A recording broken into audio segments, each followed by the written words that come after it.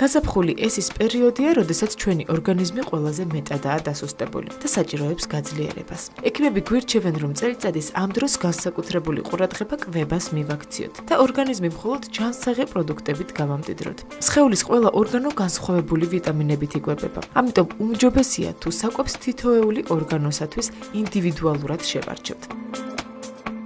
კაკალი, ნუში, თევზი. ეს პროდუქტები ხელს უწყობს მეხსიერების გაუმჯობესებას. თევზი მდიდარია ომეგა-3-ით, რომელიც ძალიან მნიშვნელოვანია სისხლძარღვების კედლებისათვის და აგრეთვე ქოლესტერინის რეგულირებისათვის, რაც ხელს უწყობს ტვინის უკეთ მუშაობას. თუ თქვენ დღეში 30 გრამ თევზს მაინც მიიღებთ, მეხსიერების პრობლემა არასდროს შეგაწუხებთ.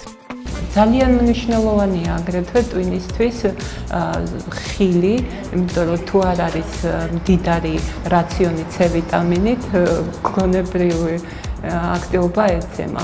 კანისთვის და ეხლა ძალიან აქტუალური ხდება ეს თემა, იმიტომ რომ მოვიდა გაზაფხული, მალე ზაფხულია, მნიშვნელოვანია სტაფილო, ალბათ ბევრის ბავშვობის საყვარელი ბოსტნეული, მაგრამ სტაფილო არ უნდა დაგვავიწყდეს, რომ აუცილებლად უნდა მივიღოთ ცხიმთან ერთად. სულ უმნიშვნელო ერთი ჩაის კოვზი, არაჟანი ან ნაღები ან თუნდაც ზეითუნის ზეთი საკმარისია იმისთვის, რომ სტაფილოსთან ერთად ის მნიშვნელოვანი კომპონენტი, რომელიც არის A ვიტამინის წყარო, შეიცვალოს ორგანიზმმა. ვისაც ცელულიტი აქვს, სასურველია ხშირად მიირთვას ჟოლო და მარწყვი. კანის ელასტიურობის შესანარჩუნებლად კი ექიმები პომიდორსა და ბროკოლს გვირჩევენ. გაზაფხულზე თმის ცვენა განსაკუთრებით მატულობს.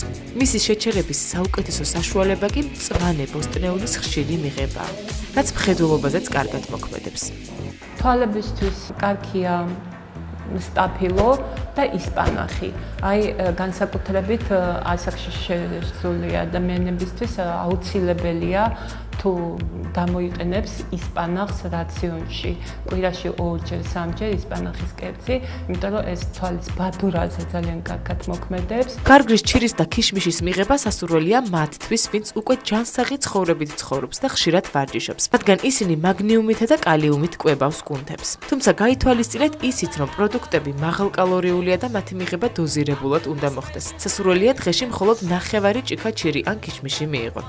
მაგრამ თუ თქვენ ჯერ არ ცხოვრობთ ჯანსაღად და მწებელთა კატეგორიას მიეკუთვნებით, თქვენს ფილტვებს განსაკუთრებული კვება სჭირდება.